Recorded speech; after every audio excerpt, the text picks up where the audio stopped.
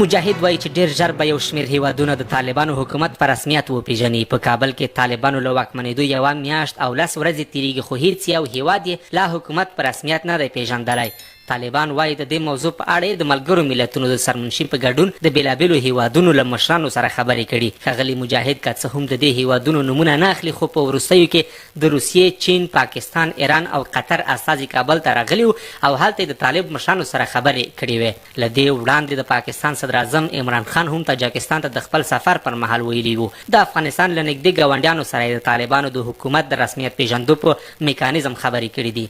طالبان هم د خپل حکومت د رسمیت پېژندنې موضوع له نړۍ سره د دوه اړخیزو تفاهم لپاره یوه اړتیا بولي. د دې ډلې ویاند ذبیح الله مجاهد وایي افغانستان بهرنیو مرستو بیا رغونې پیاوړي حکومتوالۍ ته اړتیا لري او د دې کار لپاره له نړۍ سره ډیپلوماتیکې اړیکې اړینې دي. د ښاغلي مجاهد په خبره دا موضوع نړیوالو هم درک کړې او پر همدې بنسټ غواړي له دوی سره ستونزې د تفاهم له لارې حل کړي.